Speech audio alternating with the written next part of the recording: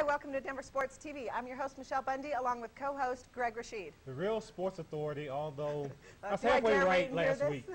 Halfway there. Oh, no Notre Dame? No, I've retired Notre Dame. So Good. The real sports authority. Old. I know. Aren't we all? Yeah, you were halfway right? Halfway right. Halfway right. How are you halfway right? I got the score. I got the Broncos score right. You did? I got it. Well, no, actually. Yeah, well, I didn't think so. No, I did. I said it was going to be 27-10 Broncos. It was 30-27 San Diego. Oh, but I got the 27 That's right. right. I forget, just last week, I actually predicted the Broncos to lose. And as you heard Greg said, that was a little scary for Broncos fans because I'm usually right on target. And I was. And once again, I think it was because of, like I said, they just didn't want it bad enough. They had the game. They could have put it away several times, and it just did not happen. That's it.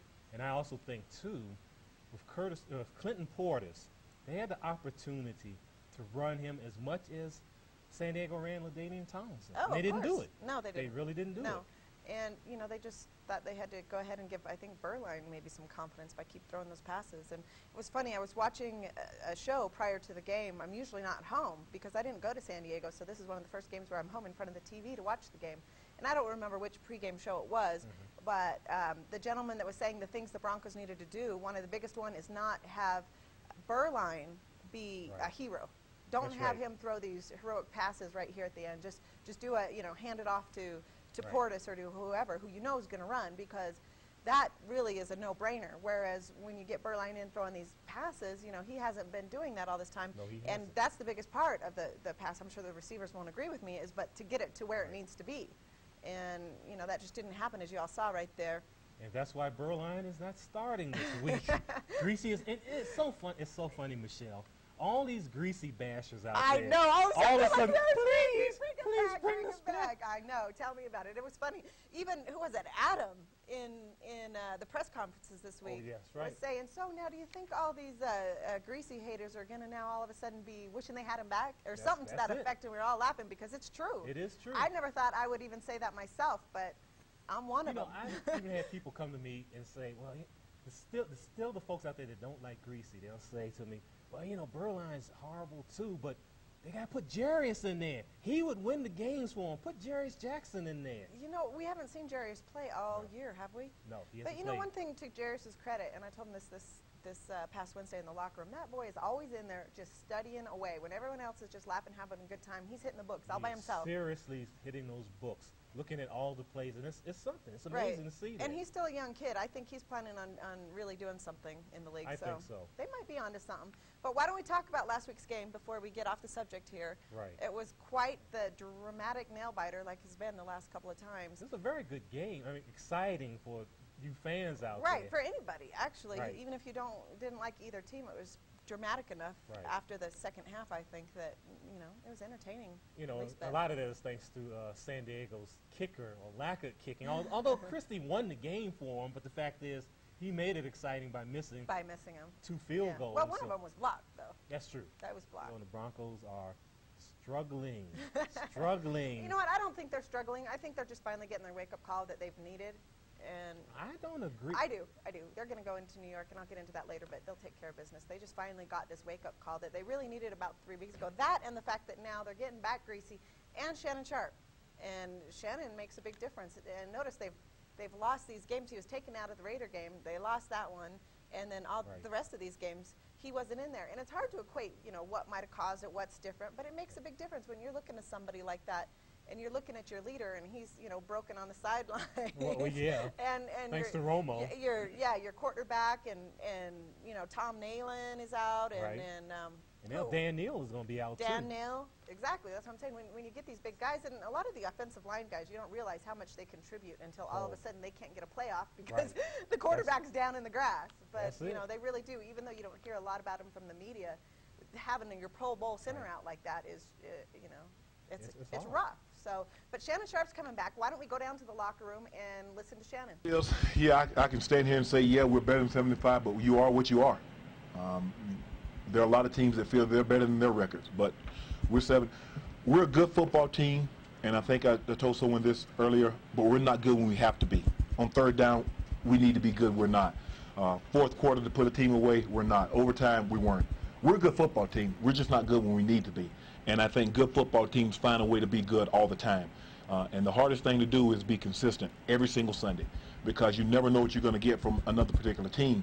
But I think what Mike teaches us is that we don't really care what someone else does as long as we take care of our business. If we do what we're supposed to do and what we've been practicing all week, we'll be fine on Sunday. And I think we've kind of gotten away from that some. More quieter, trust me.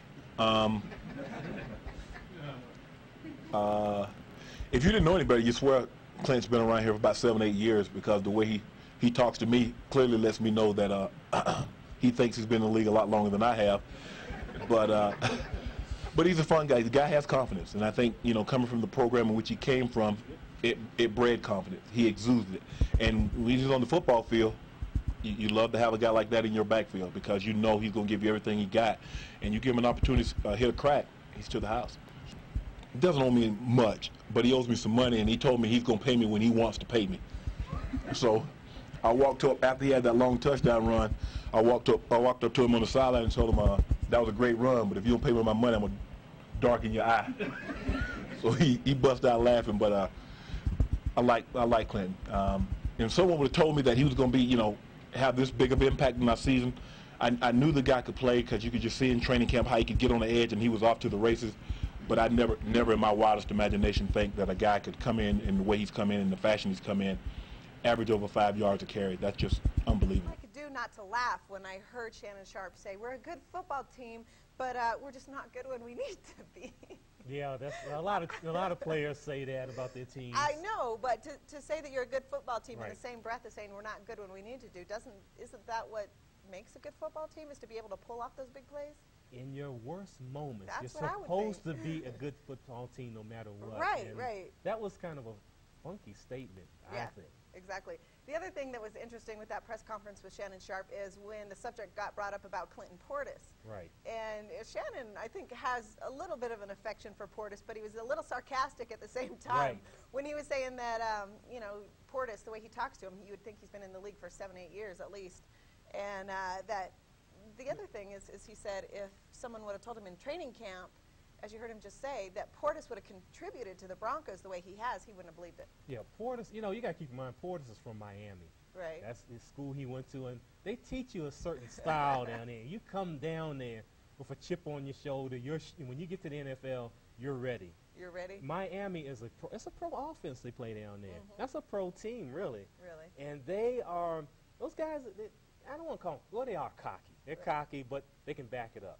Right, and apparently he has. And, you know, Portis has actually got some national attention for Right. his attitude recently on the Best Darn Sports Show. Yes, they'll call it that. He was on there the other day. I was on the treadmill at the gym, and I looked up, and Portis was sitting on there with his, Right. you know, his what I considered conservative attire. Well, he had a Pittsburgh Pirates shirt on, Right. retro shirt on, which is conservative for Right, him. and the hat. Of course, he always has the hat, but the big old earrings Right. and the necklace. But he was pretty funny, and they were giving him a hard time about Yeah. being, what did he say? They teach you some, or they teach classes in what did he say, in cockiness or something like that? That's it. And Portis responded, yeah, you know, basically the ones you teach. That's right. That's the thing. But To you know, what's his name? What's the guy's name? well, who he is? His that is on that hero is Michael Irvin. Right, And Michael Irvin, right. went down there, and he loves Michael Irvin, and Michael Irvin is his role model. Yeah. And Michael Irvin came out of college the same way. The same way. He cocky knew like that he was going to be the best. Right. They teach you that down there. I know, and hopefully he'll be around for a while. But another thing that I thought was interesting in the locker room, Portis goofing off, somebody said something to him because, as we'll get into here in just a minute, Portis is about ready to surpass 1,000 yards. I'm sure Right. this next game, even if he gets one carry, going by his averages, he'll surpass 1,000 Well, he's yards. averaging 5.2 yards a carry. He needs 5 He needs yards. 5 yards, exactly. So he'll get it, obviously. But, you know, the funny thing is Portis, when asked if he's going to be around as long as some of the other guys that have a lot of yardage, Right. he's like, no. He's like, hopefully I won't have to play that long. I'll be sitting somewhere relaxing. Chilling out. In other words, he's planning on being really good for a short amount of time, getting, you know, set up and then relaxing, which I thought was funny because Well, most yeah. of the time people don't respond honestly like that. I know, although I have heard this from a number of athletes over the years that they're going to play 5 years and that's it. And they drag it out. They drag it out. I remember 12 Jerry years, Rice. 13 years, 16 years. That's right, Jerry Rice, Michael Jordan. Michael, said, well, 10 years, you know, I'm whatever. out of here. Jordan is already back, though, because Yeah. he did try to retire. That's but- right. He tired, but he came back. A lot of these guys say that. Karl Malone. Right. He said that. But he's he's been- never retired, though. No, but he- Carl you know- says things, you know, being around Right. Carl long enough, Carl says things, and a lot of times they're just without thinking that the camera's around, and it's just kind of Right. half-cocked. But, you know, he doesn't ever mean it. But a lot of these guys say that. But Portis is a funny guy. He Like, is. funny. He's very entertaining. Why don't we go down to Shannon Sharp? Excuse me. Why don't we go down to Portis, who said he didn't even like Shannon Sharp because the reporters were giving him a hard time about, you This know, bet they got. owing Shannon money. It was Right. kind of funny. But let's listen to Portis and catch some of his humor. I don't even like Shannon Sharp. I threatened him. That's so he's trying to get on my good side. I got a hit out for him right now, wherever he is. So I'm gonna get him though. How much do you owe? Man, I owe Shannon $10, but I don't even owe him $10. He's just trying to make me pay him for nothing. Blackmailer? You want us to pay? Oh, he a bully. He's a bully. He said he's going to dunk your eye if you don't pay him. You don't I'm gonna look get worried. him You don't before look he get worried. me. You don't look worried. For what? Worry for what? So you don't really have to worry. Man, I kick his arm. He can't. I mean, he in trouble already. He says you can't dress either. But do you feel I have no comment for Shannon. You did at the beginning of the year? Uh, Wear and tear catching up to you a little bit, or I actually do feel fresh. I guess being excited about being in this situation during the season is coming to an end, and I guess we have 4 games that we need to win to get into the playoffs. So there's no time to be tired. I think it's getting kind of exciting. So I want to finish off the stretch and help the team. You know, you just heard Portis say it's no time to be tired, you know. Right. Going into these last couple games, he thinks it's getting exciting. I don't know if you'd call it exciting or scary, but when I saw what happened to Scotty Montgomery, I was on the edge of my seat. I was like, Yeah. come on, baby, get up, just breathe.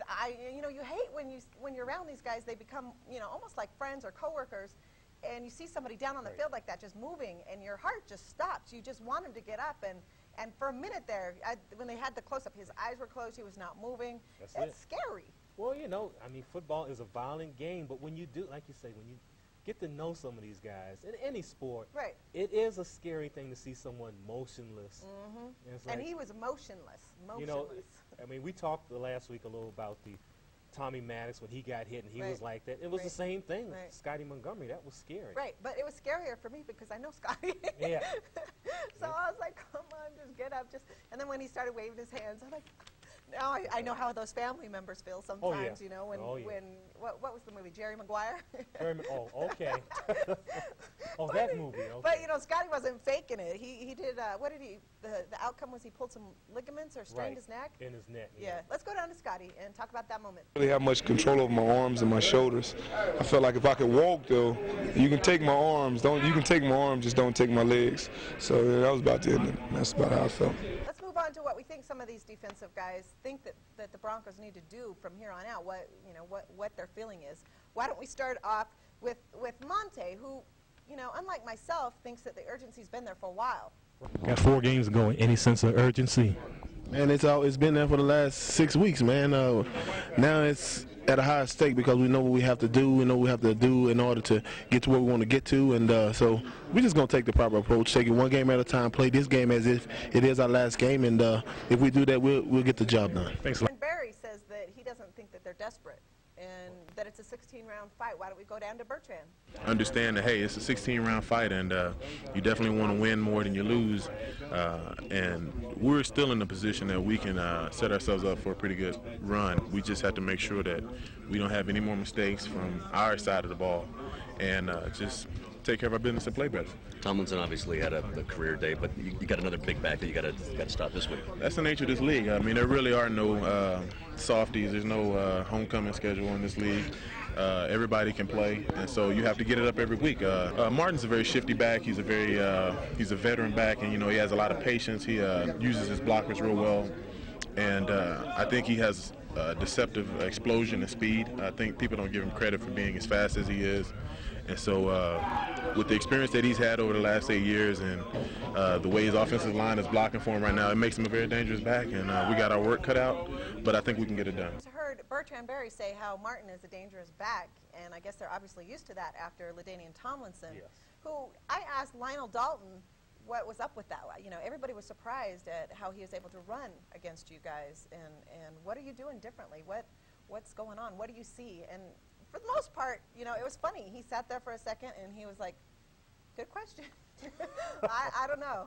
And I like it when they do that instead of just spitting off the normal, oh, this is the cut and dry they prepare us for. We have this spilled down response. And he was honest. He's just like, I just don't know. So after we go to this commercial break here, just joking, Lionel was doing a Ruffles commercial with us. And we're going to show that because it was cute, just to show his personality. But then we'll listen to Lionel talking about, you know, the fact that Coach Shanahan thinks that they're practicing well. And if you practice well, then you're going to play well. Excuse me. Let's go down to Lionel. The last couple Lionel Dolphin loves Ruffles. Everybody sees Ruffles. You have a great fight. Everybody's saying that the last couple of weeks, myself included, that the attitude just didn't seem to be where it should have been, given the urgency of losing the last couple of games. What do you think it is now, and do you think that maybe people are going to have that attitude now, kind of a sense of urgency? I don't know. I think we did start off with a sense of urgency last couple of games. I think we just didn't finish. You didn't finish it? Yeah. I don't know if we stayed urgent second half of the game, but I know when we came out there to play, we came out there to win. And what do you think caused that? What caused the drop-off in the urgency? I have no idea. I honestly have no idea. Because I would have to agree with you. I mean, the first halves of those games, or maybe in the third quarter, on all these last couple of losses, it seemed like maybe you guys were going to run away with the game, and it just didn't happen. Yeah, we had opportunities to win all the games, and for some reason we just didn't put those guys away like we should have. And I think we just need to probably practice more on just finishing. You think maybe during the week, like I said, here in the locker room, you don't seem to have the urgency. Do you think maybe you need to start before game time? Well, you know, each week, you know, Coach tells us how he think we practice, and he's been saying we've been preparing well. I think it's in the games we just haven't been. For some reason, we haven't been able to just finish and put guys away. Because, you know, it hurts when you lose like 3 games by 9 points, you know, by field goal. And do you notice anything that maybe you can do a little bit differently? I mean, because we were all surprised by that LaDainian Tomlinson, the way he was able to run on you guys. Yeah, that's a great question. I can't tell you. That's the coach's job. I can't tell you exactly what we could have did, or I don't know. Personally, I mean, I know we all just can put a little extra, you know, maybe hustle a little more. I guess I'm taking a guess. You know. What do you think about the rotation with Keith Washington being out? I mean, I've noticed that he's been out 4 of the 5 games that you guys lost. Do you think there's anything to that? Or is that just a strange coincidence? I think that's just a strange coincidence. You know, Reggie's been playing well, and we have a lot of guys that's capable of stepping up and playing, and it's hard to make that decision. But you know, coaches have to put somebody down, and unfortunately, it was Keith. All right, thanks, Lionel. No problem. They did prepare well this week in practice, going into New York, where it's a tough place to win regardless. Well, we shall see. I think the mood is the same in the locker room. I disagree. Yeah, Lionel was joking around, but Lionel's always joking around. But for the rest of them, I think I noticed a little sense of urgency. I don't know, but we'll talk a little more about that. Yeah, speaking of mood, you know, sometimes some players can be a little moody. That's right. You know, you wonder what's going on with them. Yeah, and the funny thing is a lot of times you guys don't realize it's not that easy to get some of this footage that we get. Because everybody, you know how we all are, everybody's this way. You have an up day, you have a down day, someone comes to you, wants to talk to you about something you're really just not in the mood to talk about. And they're just human, and sometimes they respond. Right, they respond in certain ways, but then the opposite end of it is that when you have a solid veteran pro who can deal with that, as you will see in this clip. Oh, you're saying I'm the veteran pro. Yeah, well, I'm the ultra veteran pro, but for a minute I thought you were talking about Rod, and that's the clip we're going to show you is Rod Smith. Yeah, Rod is being, well, anyway, I won't say that. No, it was kind of funny though. So let's take it down to Rod and ask him. I attempted to ask him. It took me maybe 3 tries to get him to talk about what the attitude in the locker room is right now. Let's go down to Rod. What's the feeling? Just what's the feeling? I know the last couple of weeks people have said that maybe you guys didn't have the attitude you needed to as far as do these people who said that play football? Sure. Who? Name them. Oh, this one of them unknown sources again? So one of your sources that I'm serious. I ain't giving you a hard time. You ask me a question, I'm asking you a question. Okay. What's the attitude right now? We know what we got to get done, and you know, the thing is we can't get so uptight that we go out there and make mistakes. I think we still got to have fun and enjoy the challenge. I mean, that's what I'm going to try to do. I'm going to go out there and say this is a challenge, you know, for us as a group. You know, me being one of the leaders, I want to show everybody that we can still enjoy ourselves and get our job done and have fun doing it. What you saw out there, you would-be reporters out there, wanna-be reporters, students, is a lesson in how to cover a subject, not to get flustered, not to get upset, but to handle yourself as a professional, and that's what Michelle did. Oh, thank you. Well, you know, I mean, due to my training and all, and the lessons she's gotten from me, that's how she's gotten it. See, that's how it usually is. They're usually rare and coming, so I thank you. Well, you're welcome. Yeah. But you heard Rod saying that, you know, they know what they did wrong, and hopefully going into New York, they'll be able to correct that. Well, some of us think that they won't correct it. Of course, of course. What is your prediction? Let's get into predictions now. Okay, the prediction for this one, even though the Jets are 6-6, they lost last week, this week actually, to Oakland. Right. Which is kind of a tight game, actually, even though the Jets are right now ranked 25th in defense in the NFL, 22nd in offense in the NFL. They are playing in the Meadowlands. The Jets are upset. They got a great coach. And it's cold out there. I heard on the news. Oh, yeah. They open up those doors there, and it's horrible there. I'm going to pack a big fur coat. You got to. Because of that, I think the Jets are going to win this, led by Chad Pennington. They're going to win by the score of 27-20. It'll be close, but I think and I have to be concerned about special teams with this, with the Jets team, in particular Chad Morton, and also with Santana Moss, who played in Miami with Clinton Portis. So what are you thinking on special teams? Is it going to be a run back for a touchdown? I think so. Either Morton or Moss, maybe both of them. Right. Because, you know, the Broncos special teams have not been great this year. And also, no. even well, though... you know, Ruben finally, for the last couple games, he had one run back that I think was the first one we'd seen in a while. Yeah, that's Not run back for a touchdown, mind you, but at least run back for 30. But, you know, you got this, your kickoff specialist, Micah Noor, who hasn't showed me anything yet. You know what? I think these last couple games, he did a lot better than he did that first one. I actually took the time out to note it. But he's not in this last game, he was able to kick them right. Yeah, but they're not getting there. You got to kick them so they're touchbacks. He's kicking them to the 5-yard line. I like 5-yard line.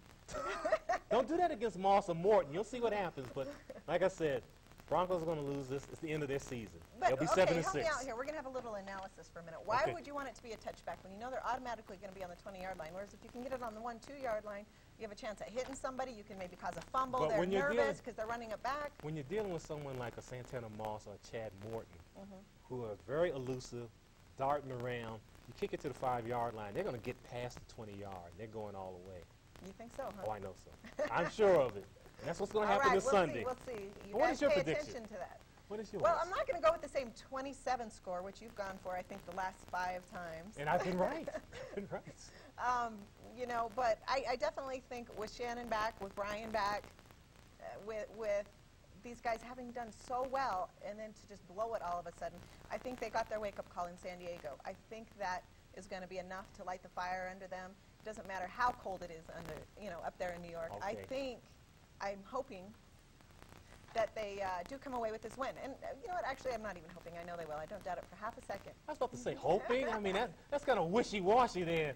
You know, hoping. Hey, you know. You got a score? Yeah, I don't have a score. I'm going to think about it for a minute because one hasn't come to me just yet. Oh, excuse me. Okay. And I'll let you know here in just a second. All right. On to the Nuggets. Yes, the Nuggets.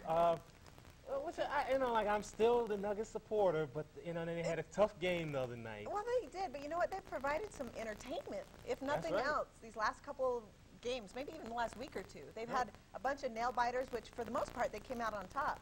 And then they've had some nail biters like this past Wednesday against the Kings, which looked like they just were going to get it. 92-90. And it didn't happen, but Chris Whitney attempted the three-pointer.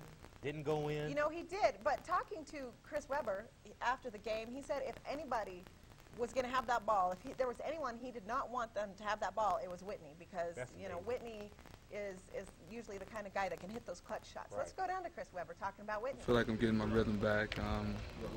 Last night in Golden State, you know, I had an off night, but you know, as far as my floor game, I feel it coming back and just, you know, trying to get this ankle right, and hopefully everything will pick up from there. When you released that last shot, what were your thoughts? Oh, I thought it was going down. I didn't even know I missed it actually until I heard the crowd's reaction. Webb was in my face, and kind of hit me. But one of the most clutch shooters I ever played with, and I'm really serious about that. So I didn't turn around after he shot the shot because I just knew it was going to go in. But I made sure I got a hand in his face, literally. So I was worried about it, especially after his pump fakes. He's really good after shooting off a pump fake and passing and dropping back off the screen. But I got a pretty good look. But he released the ball before I got there, but I was on my way. And I have been defending this team, but I'm getting concerned now with the Avalanche. Ooh, yes, the I have gone to some of the most boringest hockey games. Wait, hold up.